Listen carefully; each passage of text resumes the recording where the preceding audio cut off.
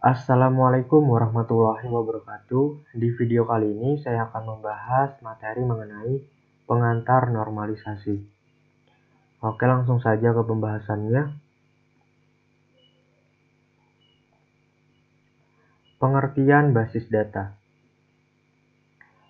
Banyak sekali definisi tentang basis data yang diberikan oleh para pakar di bidang ini.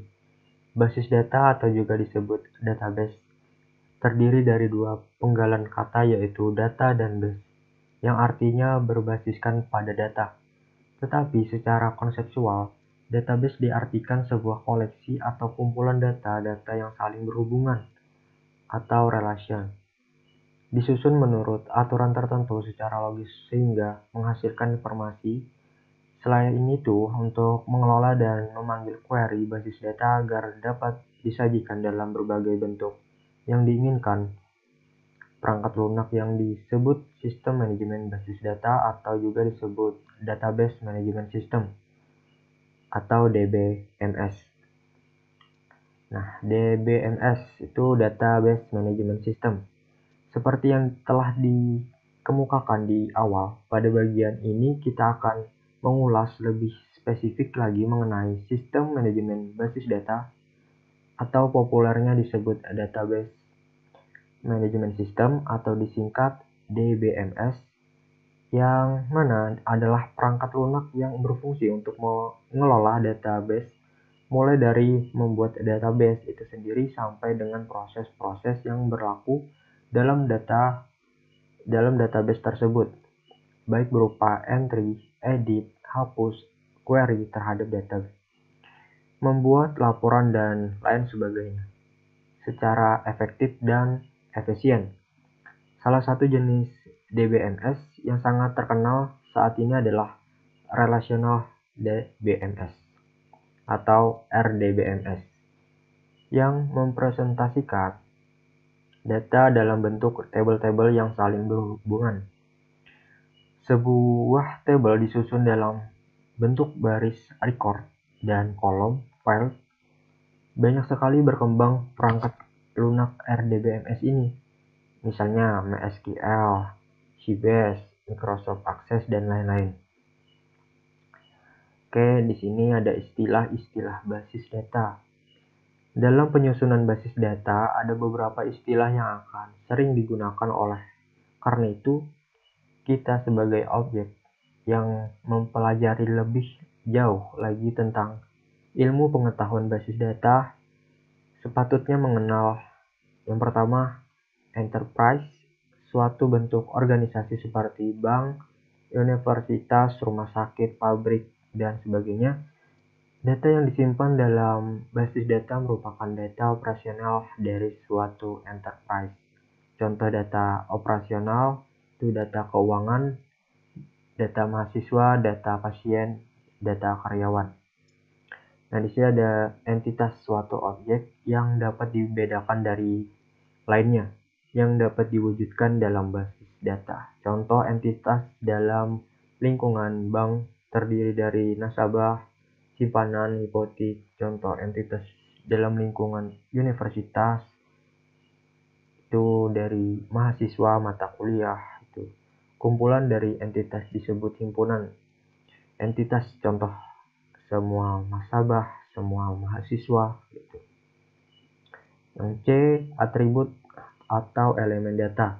Karakteristik dari suatu entitas, contoh entitas mahasiswa, atribut terdiri dari NPM, terus nama, alamat, tanggal lahir. Lanjut ke D, itu nilai data, data value. Isi data atau informasi yang tercangkup dalam setiap elemen data, contoh atribut nama mahasiswa dapat berisi nilai data, Dani, Dewi, Dias gitu ya. Yang ke E, kunci elemen data key, data elemen. Tanda pengenal yang secara unik mengidentifikasikan entitas dari suatu kumpulan entitas. Contoh, entitas mahasiswa yang mempunyai atribut NPM, nama, alamat, tanggal lahir menggunakan kunci elemen data NPM. Jadi seperti itu. Lanjut ke teknik normalisasi. Nah, sini ada normalisasi adalah proses penyusunan tabel-tabel yang tidak redundant atau double yang dapat menyebabkan anomali pada saat terjadi operasi manipulasi data seperti tambah, hapus, dan ubah. Anomali adalah proses pada basis data yang mempunyai efek samping yang tidak diharapkan. Tujuan normalisasi itu dibagi menjadi 3. Yang pertama, normalisasi diperlukan agar kerelasian dalam basis data menjadi mudah dimengerti, mudah diperlihatkan, mudah memprosesnya, dan mudah untuk dikembangkan sesuai dengan kebutuhan baru. Yang kedua, normalisasi mengharuskan relasi pada suatu basis data dalam bentuk normal. Yang ketiga, bentuk normal sendiri merupakan seperangkat atau aturan yang dikenakan dan harus dipenuhi oleh relasi basis data pada setiap level normalisasi. Nah, lanjut di sini ada tahap normalisasi. Jadi bentuk berikut adalah tahapan normalisasi.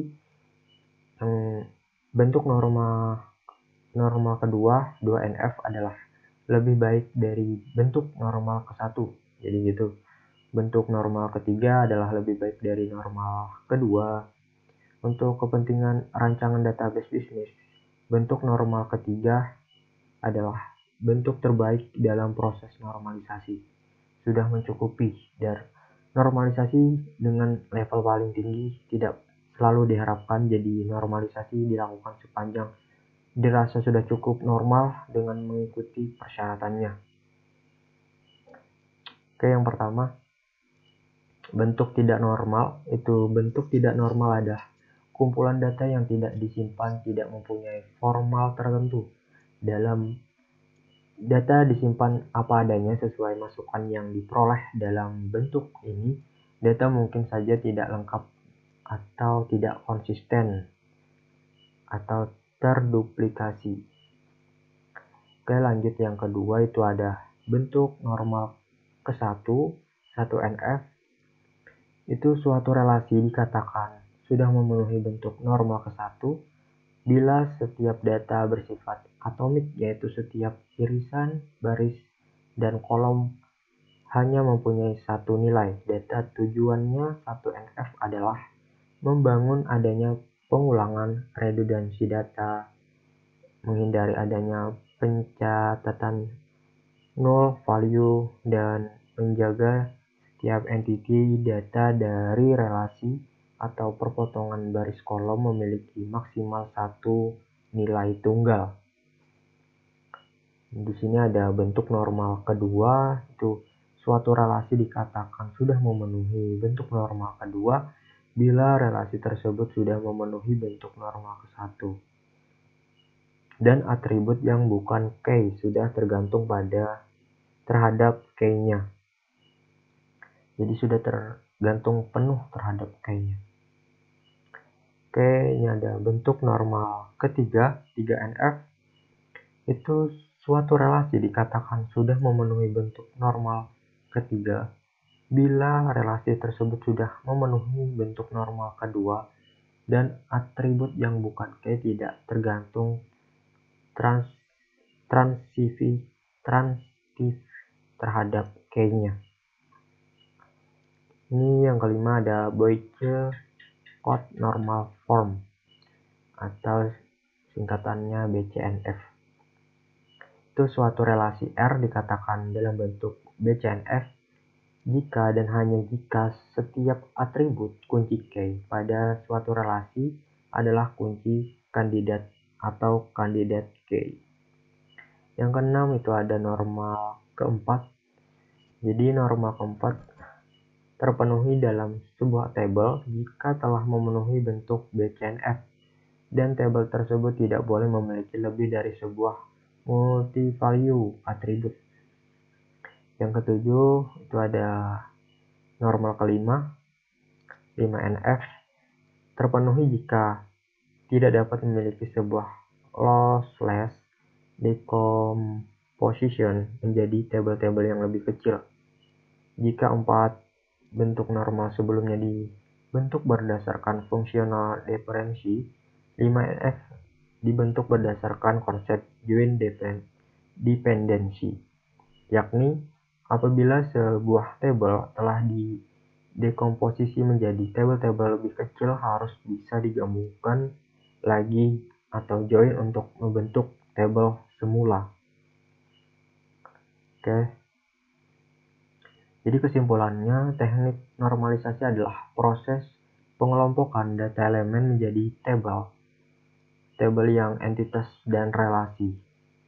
Proses pembentukan tabel normal penuh normalisasi bertujuan untuk membuat sekecil mungkin terjadinya data rangkap dan menghindari data yang konstan, terutama bila dilakukan penambahan dan penghapusan data sebagai akibat adanya data rangkap, dan menjamin bahwa identitas tabel secara tunggal sebagai determinan sebuah atribut. Oke, segitu saja untuk materi pengantar normalisasi. Apabila ada salah-salah kata dari saya mohon maaf. Saya akhiri, wassalamualaikum warahmatullahi wabarakatuh.